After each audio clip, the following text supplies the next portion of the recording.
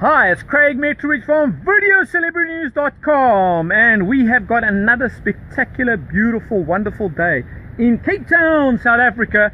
And I've got a superstar track cyclist with me, and that's why I've got these awesome shades. I hope they impressed you. Did you? Yeah, are you impressed with the shades? I think they're good, Do I look fast? You look super fast. Super fast, fantastic. I hope so.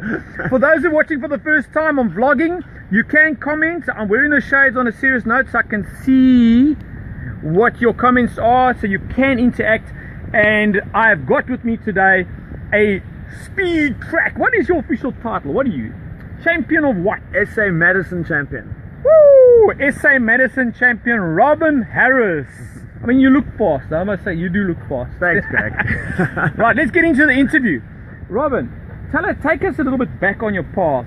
We want to get to know you as a person. So how did you get into this healthy obsession, healthy addiction of cycling? I mean, who wakes up early in the morning, who's got a car, and goes and cycle ridiculous amount of Ks to be fit? Tell us about you. I think How did you get into it? It really started in the early 90s, Right, when right. I cycled at school. Yeah. And probably around about standard 9, I gave up. And just life took over, and I got back into cycling more or less 4.5 years ago. How old are you now? You can tell us. No one's going to know. We're on air. I'm 40. 40? Yeah. But listen, isn't that a late bloomer? Yeah, you could say that. I compete in the vets category. Okay, so there's a category for me too. I mean, I'm 52. What am I then? Grandmaster? You're a grandmaster, yeah. Okay, I'm not a has-been. I'm grandmaster. In track cycling, anything over 35 would be masters. Right. In road cycling, you'd have a division every 5 years would be a division. Oh, yeah. Fantastic. And then, just so from what I call this winning attitude, winning mindset, at what point did you realize that you had what it takes to potentially become a champion? Did somebody say to you, listen, Robin, you need to pursue this further? You've got the talent, you've got the gift. At what point did you realize that you could become a top performer? I think last year was the beginning of a series called the Winter League, where I entered in Category 2 racing. Right. And I got my first criterium win. And then I realized maybe I've got a little bit of speed in the legs, and maybe we'll take it to the track. And that's exactly what I did. Amazing. Yeah. So, I mean, this is what I found with potential. Isn't it interesting that most people would presume that when you're young, you're fitter, you're faster, but you can find that category-wise, as you get a little bit older, you get to shine your potential only then. So, I mean, I always tease people and say, a guy like me who's been highly successful and a monster huge failure a few times, the great thing about getting older is you get to repeat some of the cycle of success, and bounce back and fight back. Yes. So I have found in the different sports, extreme sports anyway, that your technique improves, over time, because you've got that experience. Yeah. Right? I think as when you get older, you also have a look at what it takes to get the result. Yeah. It's an all-in approach. So is your type of discipline of cycling and speed, is it a team sport? Tell us about that. Is it just Madison, you, or how does it work? The Madison event, which I got the gold in, is a team event. It's 2 guys in it, and basically what happens is it's a 250-meter track, it took place at Belleville Velodrome, indoor track, and every lap that you go and you race, you throw your partner in with a swing. Okay, so it's a very... I'm sorry to is that legal? A swing? Yeah. Is it illegal? Yeah. How does that work? Explain it to me in layman's terms. So basically, what happens is, like every 250 meters, you'd go flat out. Okay, and then as you come past, the guy, your partner sticks his hand out of the back. You grab his arm. So it's almost like a baton exchange. It's like a baton exchange, but you use each other's arms to throw the next guy in. Okay. So it's quite hectic because your speed changes from 55 k's an hour, it comes right down to maybe 35 k's an hour, and you come almost to a standstill, and the next guy gets thrown in, and you got to time the changeovers. It's quite a technical race because it's very dangerous, and the bunch is around. You have to throw each other in at strategic places, and then the attacks have to happen. To try and get either a lap up. So it's not just about having a great set of legs and having a great pair of lungs. It's also about having the winning mindset that's strategic, that's calculating, I mean, let's bring that back to business. So I'm a business coach and inspirational speaker. And what I love about the link between sports, and part of the reason why I also wanted to do like sports professionals and superstars on this program, is how do you link that back to business? I'll give you an example. Is you need to have a process, a methodology, a best practice, a blueprint.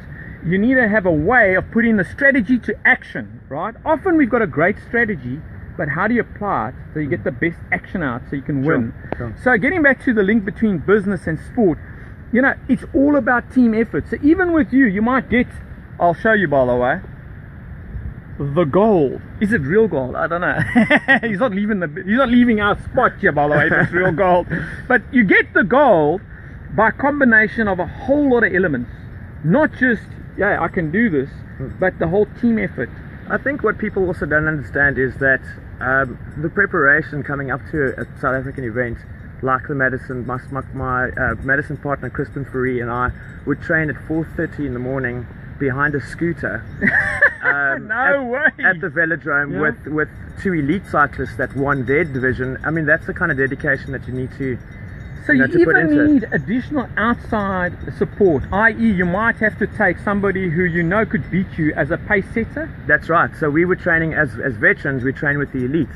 Okay. You know what I mean? Yeah, so to up our game and to help us, and then obviously the elites need a scooter because who's going to pace them? So yeah, okay. I was going to ask you, what's the scooter got to do with this? It makes sense now. It's purely to sort of represent the bunch and to give us the speed and to be able to draft the scooter right at speed and then do the changes and all the technical bits. What type of speed are we looking at on a track? 50 plus. Okay, so if you wipe out, it's serious. It's bad. Okay, and that's why all that fancy kit is not just for the fact that you need to look aerodynamic. There's a safety factor to it. No, well, the kit supplies no real protection. No protection when you go down. When you bounce on the track, it's really a hard fall. It's generally a collarbone, and big roasties. Big roasties. Yeah, I get that. Yeah. Okay, I'm just seeing online right now. I see Andrew's online, Albie de Cock's online. Thank you very much. We're going to do an uncut, unplugged, in-depth interview after this because we're always worried about signal when we're doing live. So if you've got any questions, you can send it through to us, and I will obviously ask Robin, and we'll answer those questions after this. But some of my other questions is, let's talk about the purpose around doing this, because waking up so early in the morning is one thing. Then going to a track where you're probably on your own, you don't have a crowd going, hey, you can do it, you know, you're going to be a champ. What's the purpose? In other words, what's the purpose? What's the buzz? Why do it? I think it's just it's a personal thing. You know, it's a good addiction. It replaces a healthy addiction. It's a healthy addiction. It replaces anything else that is negative in the past. It kind of fixes that. Right.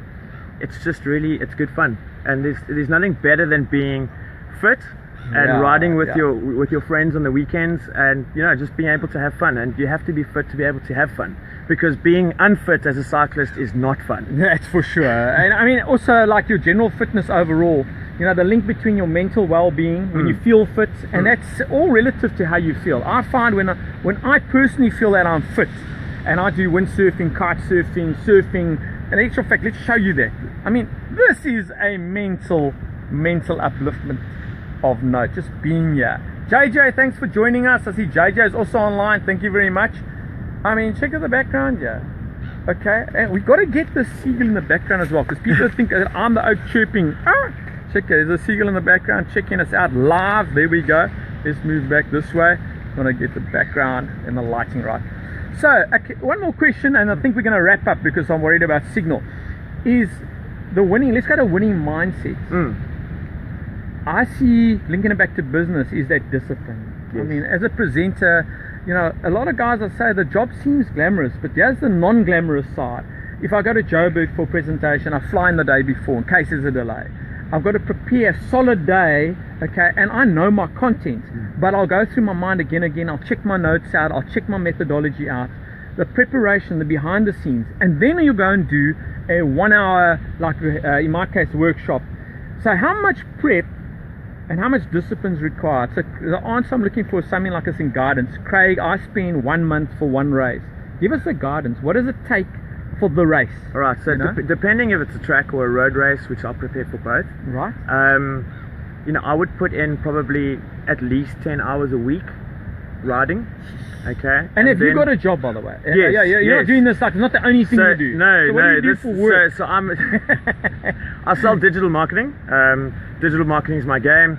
I work for a large organization that is a digital agency, and we mainly But sell hang on. on, pause there. You see, that's what I love about guys like you, because I'm the same as you. I wish that a sponsor would watch this damn program with big wallet, right, and say, Craigie would like you to do this non-stop.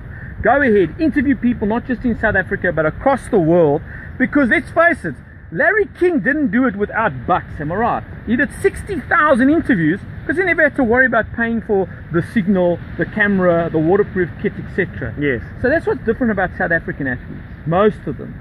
We generally have to do lots of other things to do our other passion, which is our sport, our healthy addiction. Is that a fair comment? 100%. And I Yeah. think that, I mean, for the business side of things and for the cycling side of things, the planning is the same. You know, for me to go out and sell, I need to plan. Well And, said, you know, well said. when it comes to a race, I need to plan. You also got to have communication. You got to build relationships. You know, 100%. Sponsors don't just come along unless they see you as a brand ambassador. Sure. And in business, it's similar. Sure. So there is benefits to having both. Yes. I.e., trying to be a professional sports person at this level and winning gold medals, but still having the humbleness to, hey, I need to work in order to subsidize 100%. my sport. Makes For sense. sure. Yeah. 100%. All right, so my name's Craig Metrowich. This is for VideoCelebrityNews.com, and you've been watching this live on Facebook Live. You can go and watch the uncut, unplugged, unedited version hereafter, where we'll go into more detail on finding out about the winning mindset and how do you win a gold medal, not just at sport, but also gold medal in life. And if you like this, love it, share it, and I would like to finish off on a positive high note, which is share the lights, share the love.